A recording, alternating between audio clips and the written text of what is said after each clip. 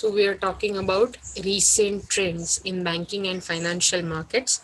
My connection is really not good, but I don't know what is happening today. But when we are talking about banking and financial market, we have seen that the recent trends that Moody's has given a very better credit, और हमारे जो 4 Indian banks है वो उनको BA3 से लेकर BA2 तक credit आया है. उसके साथ साथ हमने ये भी देखा कि क्रेडिट का अमाउंट, क्रेडिट ऑफटेक करने का अमाउंट भी बढ़ गया है, and we have reached billion US dollars, some 1004 something US dollars के क्रेडिट तक फाइनेंशियल ईयर थर्ड क्वार्टर में, फाइनेंशियल ईयर 2018 में. Okay, let's go there and see some more details. Demand has grown for both corporate and retail loans. मतलब corporate and retail loans दोनों के लिए भी demand बढ़ गया है. Particularly the services, real estate, consumer durables and agriculture allied sectors have led the growth in credit. In the sense ये सब सेक्टर्स की ग्रोथ देखकर, मतलब ये सेक्टर्स में लोन्स लेने की जो क्षमता है, जो लोन्स लेने का परसेंटेज है वो बढ़ गया है. Okay, the digital payments revolution will trigger massive changes in the way credit is disbursed in India. तो जैसे ही आप डिजिटल पेमेंट बढ़ रहा है इंडियन सोसाइटी में, उसके साथ साथ लोगों को ज्यादा क्रेडिट मतलब ऑफटेक करने के लिए या फिर ओवरऑल पेमेंट स्ट्रेटेजाइज करने के लिए बहुत ही रिवोल्यूशनाइज्ड होने वाला है, एंड मैसिव चेंजेस सोसाइटी में होने वाले हैं. आप देख सकते हो आजकल कोई वॉलेट लेकर बहुत कम टाइम, शहरों में तो निकलता ही नहीं है, हर एक के पास वो भीम या उसके कुछ UPI IDs रहते हैं, and you just go there see, और उसके साथ आप काम.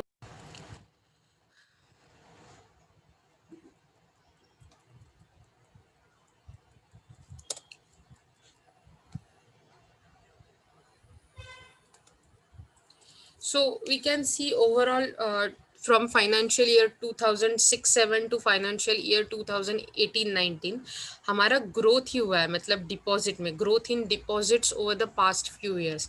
तो बैंक में जो डिपॉजिट्स रखे जा रहे हैं उसमें कितना ग्रोथ हो रहा है. तो 2006 में फाइनेंशियल ईयर 424 इतने आपके deposit, okay 424 billion US dollars इतना डिपॉजिट होता था इंडिया में. आज वो 1715 हो गया है अप टू फाइनेंशियल ईयर 18. सो उसका जो CAGR है, that is compound annual growth rate. Okay, तो ये बढ़कर भी 2006 से लेकर 2018 तक, मतलब 12 साल में 11.71% हुआ है. और अगर आज का रिसेंटली देखें, मतलब सिर्फ कुछ ईयर पहले, तो वो 19% तक, 19% तक जाता है. Okay, so it is a huge humongous growth. Okay, उसके साथ साथ आप देख सकते हो कि इंडिया में कैसे बैंक्स का ब्रेकअप होता है. इन द सेंस ब्रेकअप का इन द सेंस होता है पूरे बैंकिंग सेक्टर में किस सेक्टर में कौन सा, पब्लिक सेक्टर में कितने बैंक है, प्राइवेट सेक्टर में कितने बैंक है. तो देखो इंडिया के पब्लिक सेक्टर बैंक्स 12.95 है, प्राइवेट सेक्टर बैंक्स है प्राइवेट सेक्टर बैंक्स है 15.83 उसका परसेंटेज, फॉरेन बैंक्स 33.09%, और रीजनल रूरल बैंक जिसके बारे में RRBs जिसके बारे में हमने लास्ट लेसन में पढ़ा था 38.13. Definitely that is a good thing, क्योंकि रूरल एरिया इंडिया में ज्यादा है तो उसमें ज्यादा बैंक्स है 38.13. लेकिन public sector banks 12.95 and private sector banks 15.83. तो आपको ये समझना चाहिए कि इंडिया में जैसे ही हमने इकोनॉमिक रिफॉर्म्स की शुरुआत की, हमने हमारी इकोनॉमी डिस्क्लोज्ड कर दी, मतलब ओपन कर दी, और उसके बाद फॉरेन सेक्टर बैंक्स भी हमारे पास बहुत है. क्या आपको पता है ऐसे कौन से बैंक्स है फॉरेन सेक्टर बैंक्स इंडिया में?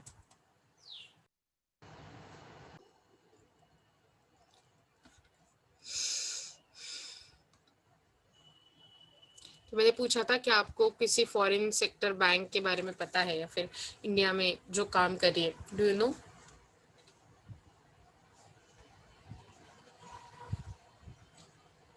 सोच लो, नेक्स्ट लेक्चर में मुझे आपको बताना है. ओके, सर्च कर लो.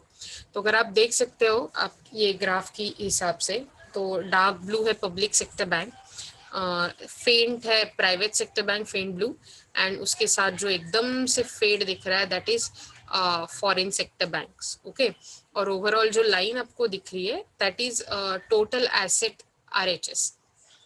हम देख सकते हैं कि पब्लिक सेक्टर बैंक्स फिर भी उनका नंबर कम है, लेकिन उनका साइज कितना बड़ा है।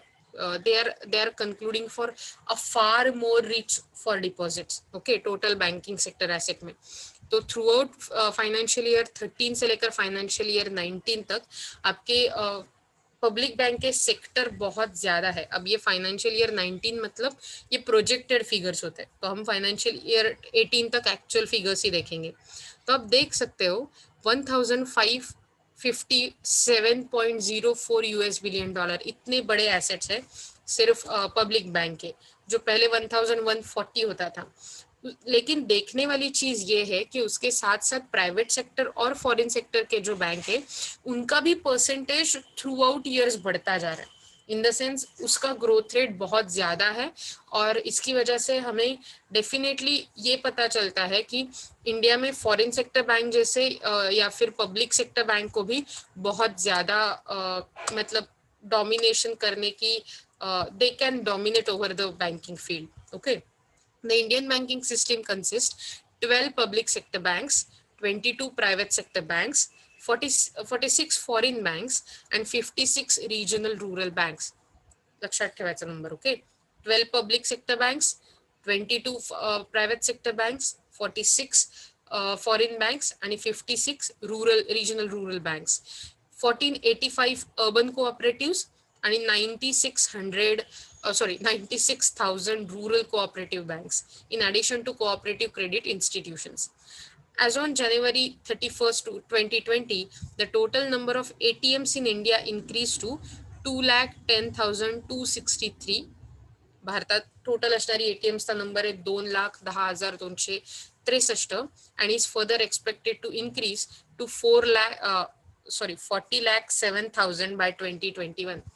तो ये जो नंबर है वो 40,07,000 तक इंक्रीज होने का मतलब एस्टिमेशन है।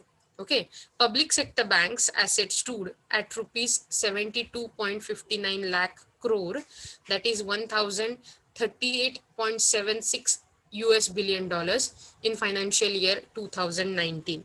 तो पब्लिक बैंक के एसेट्स 72.59 crores एस्टिमेटेड है। During financial year 16 to 20, credit of tax grow at CAGR, compound annual growth rate of 13.93। मतलब लोन टेकिंग भी, लोन एडवांसेस लेना बैंक से, ये भी बढ़ने वाला है। इसमें ग्रोथ रेट कितना दिख रहा है 13.93। As of financial year 2020, total credit extended surge to 1,936.29 US billion dollars. Okay, during financial year 16-20, deposits grew at CAGR of 6.81%. तो डिपॉजिट्स जो बैंक में रखे जाते हैं उसमें भी 6.81 की ग्रोथ, 81% की ग्रोथ है ये, and it has reached 1.90 trillion US dollars, 90 trillion US dollars. Credit to non-food industries increased 3.3% YOY, मतलब year on year basis पे, reaching 1.26 trillion US dollars on February 28, 2020, and 1.42 trillion US dollars on March 13, 2020. In the sense we can see कि कितने fast pace पे growth हो रही है banking sector में। Very volatile लेकिन बहुत ही फायदेमंद और करियर के लिए बहुत ही important field. Okay, let's see, I guess it's 10:50 now. I'll take this point and then we can stop. Okay, बहुत ही छोटा वाला पॉइंट है कि इन बैंक्स में कैसे टाइप के इन्वेस्टमेंट हो रहे हैं। Okay, in 2019, banking and financial services witnessed 34 M&A, mergers and acquisition activities worth ₹1.72 US billion dollars. तो 32 mergers and acquisition दिखाई दिए up to 2019 तक, सिर्फ 2019 में, जिनकी कॉस्ट थी 1.72 बिलियन यूएस डॉलर्स। इसका मतलब है बहुत ज़्यादा इन्वेस्टमेंट और डेवलपमेंट हो रहा है बैंक में। इन मार्च 2020 SBI, state bank of India, India's largest lender, सबसे ज़्यादा लोन देने वाली bank, raised 100 million US dollars in green bonds through private placement. Green bonds मतलब एनवायरमेंट फ्रेंडली बॉन्ड्स डेफिनेटली, और इन्होंने 100 मिलियन का पैसा बढ़ाया, 100 मिलियन यूएस डॉलर्स का। In February 2020, the Cabinet Committee of Economic Affairs gave its approval for continuation of the process of recapitalization of regional rural banks. In the sense, cabinet committee जो हमारे economic affairs की है, इन्होंने approval दिया कि regional rural banks को recapitalise किया जाए, उनको इस कैपिटल स्ट्रक्चर बढ़ाया जाए by providing minimum regulatory capital to RRBs for another year beyond 2019-20 till 2021 to those RRBs which are unable to maintain minimum capital to risk weighted asset ratio, CRAR.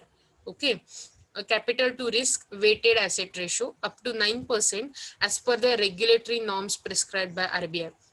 तो इन्होंने क्या किया, ऐसे बैंक्स जो आपका ये CRAR मेंटेन नहीं कर पा रहे, capital to risk weighted asset ratio, तो तब तक मतलब जैसे ऐसे बैंक्स है, इनको रेगुलेटरी जोन में लिया, ओके, और इनका रिकैपिटलाइजेशन करने के लिए बोला गया इकोनॉमिक अफेयर्स कमेटी ने, okay, it's a cabinet committee central ministry की। इन अक्टूबर 2019 डिपार्टमेंट ऑफ पोस्ट लॉन्च, मतलब पोस्टल डिपार्टमेंट, आपल्याला जे दिसतं ना पत्र तारा वगैरे पूर्वी काय काय ते, सो वो डिपार्टमेंट ने ऐसा लॉन्च किया है, the mobile banking facility for all post office savings account holders of CBS core banking solutions post office. मतलब पोस्ट भी अब ये कंपटीशन में खड़ा हो रहा है और इन्होंने मोबाइल बैंकिंग फैसिलिटी स्टार्ट की है। डिपॉजिट्स अंडर प्रधानमंत्री जनधन योजना PMJDY stood at rupees 1.06 lakhs crore, that is 15.17 billion US dollars. तो जनधन योजना में जो अकाउंट खोले गए, जिनसे अगर सरकार से कोई भी मदद या फिर कोई भी पैसे आते हैं, सब्सिडी आती है, तो वो डायरेक्टली लोगों के अकाउंट में पहुंच जाती है। दैट्स द योजना बिहाइंड दिस जनधन अकाउंट। तो प्रधानमंत्री जनधन योजना में जो भी अकाउंट खोले गए हैं, उसमें कितना डिपॉजिट रहा है, 1.06 lakh crore, okay, which is greater reach to public. तो अब क्या होता है, अगर गवर्नमेंट से कोई भी पैसे आते हैं, वो डायरेक्टली वो अकाउंट में प्लेस कर दिए जाते हैं वो पर्सन के पास, बीच में कोई आता नहीं है, तो करप्शन के चांसेस बहुत ही कम होते हैं। Leakages of money has been curbed. Okay, in October 2019, government e-marketplace GEM और जेम, जेम का मतलब होता है रत्न, खड़ा, मतलब जो आपके डायमंड जैसे रहते हैं वो डायमंड रूबी, तो that is gem. Government e-marketplace signed a memorandum of understanding MOU with Union Bank of India to facilitate a cashless, paperless and transparent payment system for an array of services। बहुत सारे services के लिए ये GeM जो है government e-marketplace, तो इन्होंने union bank के यूनियन बैंक ऑफ इंडिया के साथ एक MOU साइन किया है, जिससे कोई भी कैश, मतलब लिक्विड कैश नहीं, पेपर नहीं, और वेरी ट्रांसपेरेंट सिस्टम से आप मार्केट प्लेस में बहुत सर्विस ऑप्ट कर सकते हो, बहुत सर्विसेज का फायदा उठा सकते हो। एरे ऑफ सर्विसेज मतलब बहुत सारे services. In August 2019, government announced major mergers. Government announced major बहुत सारे important mergers of public sector banks, which included United Bank of India and Oriental Bank of Commerce. ये सब आपको ध्यान में रखना है। United bank of India and oriental bank of commerce merged हुआ पंजाब नेशनल बैंक के साथ। Again united bank of India and oriental bank of commerce merge हुआ पंजाब नेशनल बैंक के साथ। Allahabad bank to be amalgamated with Indian bank and okay, so Allahabad bank जो है वो amalgamate हो जाएगी Indian bank and Andhra bank and cooperation bank to be consolidated with union bank of India. मतलब उसके साथ साथ Andhra bank and corporation bank जो है, ये दो bank union bank of India के साथ साथ कंसोलिडेट कर दिए जाएंगे। तो 3 टाइप के थे जो आपको याद रखने। Okay, Allahabad will be under और उनका अमलगमेशन हो जाएगा इंडियन बैंक के साथ, और Andhra bank and corporation bank हो जाएंगे consolidate union bank of India के साथ। ओके, तो ये मर्जर्स क्या होता है, बैंक को रिकैपिटलाइज कर देता है, उनकी प्रोग्रेस बढ़ाता है, उनकी एफिशिएंसी बढ़ाता है and very helpful. The NPS, non performing assets, मतलब जैसे लोन दिए जाते हैं और लोन के ऊपर जो सिक्योरिटी दी जाती है वो बहुत ही अगर सिक्योरिटी लेनी पड़े क्योंकि लोन का रीपेमेंट नहीं हुआ है, तो वो एनपीएस क्रिएट हो जाता है, नॉन परफॉर्मिंग एसेट्स, जिसका बैंक्स को बहुत कम इस्तेमाल करने की मतलब अपॉर्चुनिटी होती है और वो बैंक के लिए कुछ भी मायने नहीं रखते। So these NPS, increasing NPS is the issue, क्योंकि लोग कम रीपेमेंट करते हैं और बैंक को किसी की गाड़ी, किसी की ऐसा कुछ एक्वायर करना पड़ता है। Okay, so the NPS, non performing assets of commercial bank recorded a recovery of ₹4 lakh crore, मतलब एनपीए की कितनी रिकवरी हुई थी, 4 लाख करोड़ की, that is 57.23 billion US dollars in the last 4 years, including recorded recovery of 1,56,746 crores, that is 22.42 billion US dollars in financial year 19. तो Allahabad Bank's board approved the merger with Indian Bank, the consolidation of 10 state-run banks into the large-scale lenders. In the sense, ये consolidation जो 10 state में हो गया है, that has given a very larger opportunity for bankers and for employees and for customers, क्योंकि अब ये बनकर Allahabad bank and Indian bank, ये दोनों ने ये मर्जर मिलकर एक बहुत बड़ा लेंडिंग पार्टनरशिप शुरू हुआ है। इन द सेंस ये ज्यादा से ज्यादा लोन लेंड कर सकते हैं। तो these are kind of the investment and development that has been taking place during financial year 18 to financial year 2020। ऐसे बहुत ज्यादा हो सकते हैं जितना, तो उसके लिए आपको तो डायरेक्टली पेपर पे ध्यान रखना पड़ेगा। The total equity funding of micro finance sector grew at 42 year on year basis to rupees 14,260 crores, that is 2.03 billion US dollars in 2018-19। In the sense equity fundings जो माइक्रो फाइनेंस में sector में होता है वो बढ़ गया है year on year basis पे। Again, so these are some of the investment or developments mentioned in your books, and I felt that we should mention this। लेकिन ऐसे बहुत सारी चीज़ें होती है जो आपको देखनी चाहिए, जिसके ऊपर आपको ध्यान रखना चाहिए। So फिलहाल we are seeing the sector, banking sector and financial sector, and from the next lecture we'll start with some government initiatives। तो आप देख सकते हो गवर्नमेंट ने एक्चुअली ये जो गवर्नमेंट के प्लान्स है, इसमें पहला तो हमने देखा प्रधानमंत्री जनधन योजना, देन अटल पेंशन योजना जो मतलब सोशल सिक्योरिटी के लिए बहुत ही यूजफुल रहती है, और फिर प्रधानमंत्री जीवन ज्योति बीमा योजना। तो ये सब है जो गवर्नमेंट के इनिशिएटिव्स है फॉर फाइनेंशियल सेक्टर, बैंकिंग, और इसमें बैंक्स बहुत ही हेल्प करते हैं।